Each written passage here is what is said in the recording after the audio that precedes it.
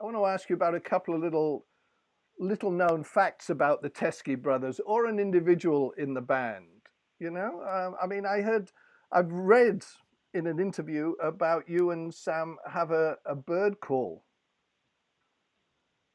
Oh, fantastic. Yeah, I Is like that that. I like that. is Yeah. is that right? Is it a secret call, or maybe you could share this aviary experience with us now?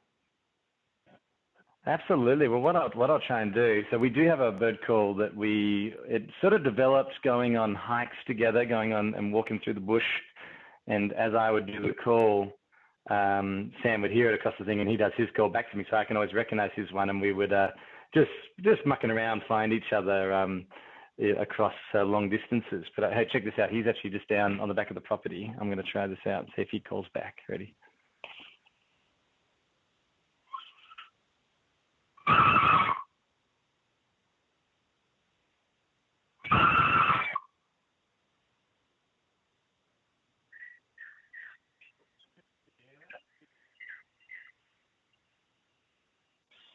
I'm going to do it one more time. He did call back one more time. Nice one, Sammy. Well, that's There amazing. you have it. I don't know if you can hear. Thank you. Yeah, the Did you response hear him in the background there? the response was quiet, but we'll warn people that this is something to listen carefully to, or turn the volume up to. But that's great, and you've used that for many years now. That's right. So it was really yeah. So we can. He's coming up here now. Look, here he is. It's all right, Sam. I was just talking. Totally old Bill. There he is. So he comes running. Thanks. Just talking to Rusty. An example. It was an example one. If no emergencies, you can go back to recording. Yeah. Thanks, Sam. We appreciate it very much. And okay, so another little known fact about the Teskies or someone in the band, maybe one of you likes cooking on the road or whatever, something. Yeah, for sure. So there's I like that. There's always one I like to mention about myself, which is that for many years I'm a proud plumber. That's my kind of and I still plumb to this day. You can't stop me. I love it. So I used to be referred to as the singing plumber because people found that all the plumbers I worked with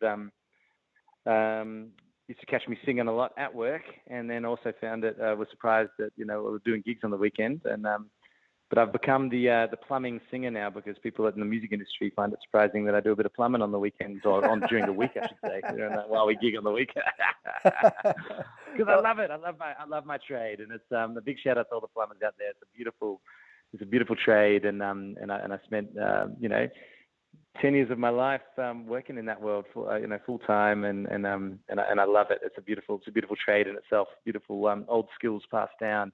Yeah, and Sam's a carpenter too. And I guess well, that's right. Yeah, so Sam, I guess, is more than anything. He is as he might seem. He's a sound engineer. Yes. So he was during the real working years. Sam really cut his teeth as a live engineer and a studio engineer.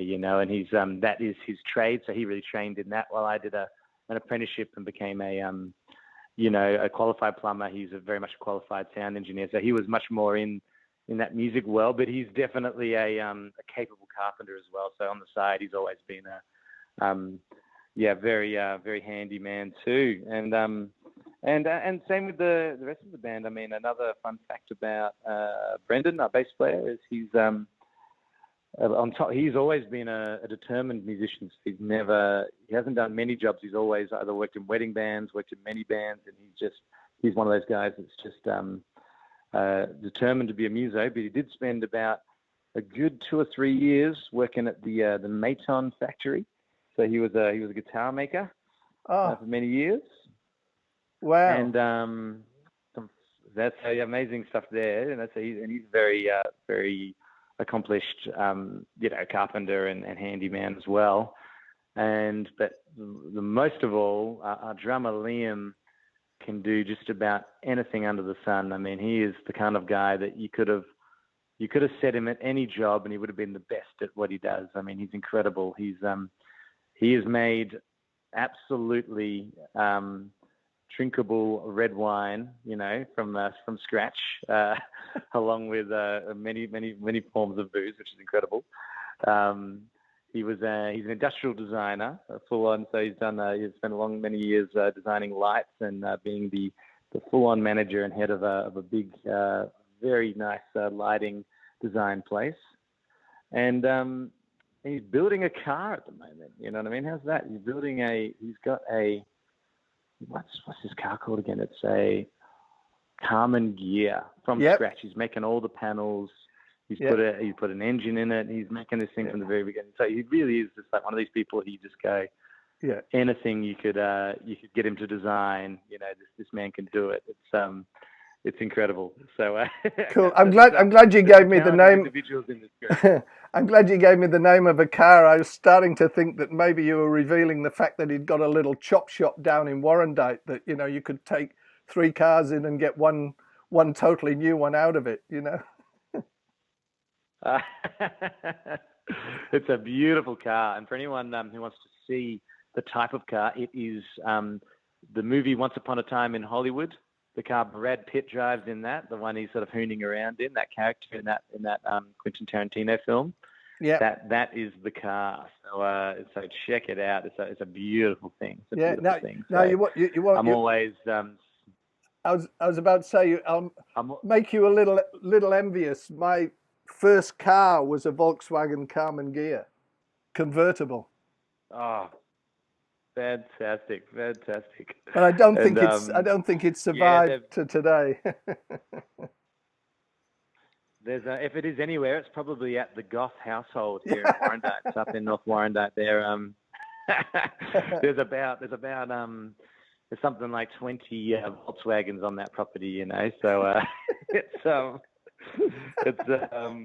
Liam's dad is a Volkswagen mechanic, I think, originally. So they have all these Beetles on the property. Oh, wow. Yeah. One of which we did our Christmas film clip in one of those Beetles just recently. So cool. It's one of those properties where we could call Mark Goff, Liam's dad. He's a questionable hoarder of cars and all sorts of things. So